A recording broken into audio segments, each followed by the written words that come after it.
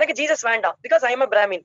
எனக்கு வேண்டியது ஜீசஸ் குடுக்குற சந்தோஷம். ஏன்னா காட் ஆன்சர்ஸ் பிரேயர்னு எங்க ஸ்கூல்ல 5th ஸ்டாண்டர்ட் வரைக்கும் கத்து குடுத்தாங்க. மத்ததெல்லாம் நான் படிச்சதெல்லாம் ஹிந்து ஸ்கூல்ஸ். சோ அந்த இடத்துல கத்து குடுத்தது கடவுள் வந்து நம்முடைய ஜெபத்தை வந்து கேட்கிறார்.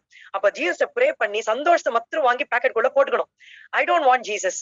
அவர் வந்து கிறிஸ்டியன்ஸ்க்கு கடவுள், எனக்கு வந்து என்னோட கடவுள். ஆனா ஜீசஸ் குடுக்கறத மட்டும் வாங்கிக்கணும்னு சொல்லி எப்படி அந்த சந்தோஷத்தை அவ வாங்கிட்டா அதை மட்டும் வாங்கிக்கணும். அப்போ நான் இந்த டிவில இருந்து விடுதலை ஆயிடுவேன். விடுதலை ஆயிட்டானா நல்லா படிப்பேன், எனக்கு டாக்டர் ஆகணும், இல்ல நான் இன்ஜினியர் ஆகணும். இதுதான் என்னுடைய லைஃபோட இதா இருந்தது.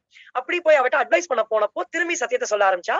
சத்தியத்தை சொல்ற வேளையில நிறைய அப்படியே கேட்டுட்டே வந்தேன். 2 hours கேட்டுட்டேன். எனக்குள்ள அப்படியே பிசாசு எரியுது. அப்படியே ஐயோ நீ இயேசுவை பத்தி நீ கேட்டுட்டியே, நீ பிராமினா இருந்து இயேசுவை பத்தி கேட்டுட்டியேன்னு உள்ள இருந்து ஒரு எரிச்சல் அப்படியே வந்துட்டே இருந்தது. ஆனா உமா வந்து சொல்லிட்டே இருந்தா. அப்ப சொன்னா கடவுள் தான் இந்த பூமியை படைச்சார், நீ நம்புறியான்னு கேட்டா. நான் நம்புறேன் அப்படின்னு. அப்போ ஆனா நம்ம என்ன பண்றோம், இந்த பூமியில இருந்து கொஞ்சம் மண்ணு, கல்லு, கோல்டு, சில்வர் எடுத்து வச்சு ஒரு உருவம் கொடுத்து இது கடவுள்னு சொல்றோம். இது கடவுள் ஆகுமா அப்படின்னு கேட்டா. நான் சொன்னா அது கடவுள் ஆகாது. ஏன்னா 8th ஸ்டாண்டர்ட்லயே எனக்கு அது தெரிஞ்சு போச்சு. அதனால அது கடவுள் ஆகாது. சரி வரைகிறோமே, அது கடவுள் ஆகுமா? ஆகாது அப்படின்ட்டு. அப்ப சொன்னா கடவுளுக்கு ஒரு பேர் இருக்கு. 2வது அதுதான், கடவுளுக்கு ஒரு பேர் இருக்கு. அவர் பேரை சொல்லி கூப்பிட்டாதான் அவர் திரும்பி பாப்பாரு.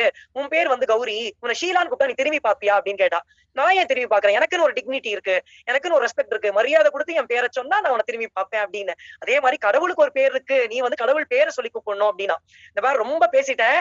நான் வந்து பிள்ளையார் பேர்ல ஹெவனுக்கு வரேன், அந்த ஹெவனுக்கு நீ ஜீசஸ் பேர்ல வா, அங்க வந்தவனை நான் பாத்துக்கிறேன் அப்படின்னு சொன்னேன். சொல்லிட்டு நான் பாட்டு எழுந்து போனேன்.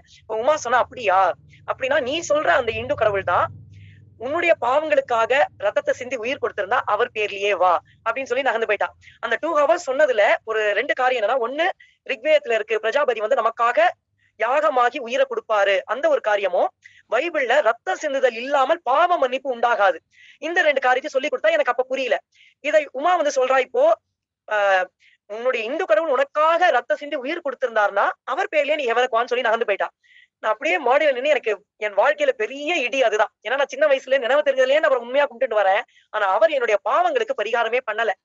அப்ப நான் வந்துட்டு வானத்தை பார்த்துட்டு இருந்தேன். அந்த ப்ளூ ஸ்கைல ஒயிட் கிளவுட்ஸ் இருந்தது. நான் வந்துட்டு ஐயோ இந்த கடவுள் எனக்காக ஒண்ணுமே பண்ணலையே, என் பாவங்களுக்கு பரிகாரம் இல்லையே அப்படின்னு நான் நினைச்சிட்டு இருக்கும்போது உமா நகர்ந்து போயிட்டா. அவ பாட்டு அந்த நீம் ட்ரீ கிட்ட போய் ஏதோ பூ பறிச்சுட்டு இருந்தா. அப்ப என் ஹார்ட்ல ஒரு கிளியர் வாய்ஸ், அட்லீஸ்ட் ஜீசஸ் ஆவது உனக்காக செத்தாரே. அந்த 4 வார்த்தைகள், அட்லீஸ்ட் ஜீசஸ் ஆவது உனக்காக செத்தாரே. இந்த வேர்ட்ஸ் வந்த உடனே அந்த அந்த கிளவுட்ஸ்ல வந்து நான் 3rd ஸ்டாண்டர்ட்ல பார்த்த அந்த சிலுவை காட்சி அப்படியே வந்து நின்னுது. அதை பத்தி நான் நினைக்கவே இல்லை. அது அப்படியே நின்னுது. ஆனா அந்த பிளாஸ்டிக்ல இல்ல, இயேசுவானவர் அப்படியே சிலுவையில அறையப்பட்டவர், ரத்தமா அந்த கையிலயும் காலையும் ரத்தமா வடியுது. அதை பார்த்த உடனே எனக்கு புரிஞ்சது, ஓ இந்த சிலுவையில தொங்குறவர் ஜீசஸ்.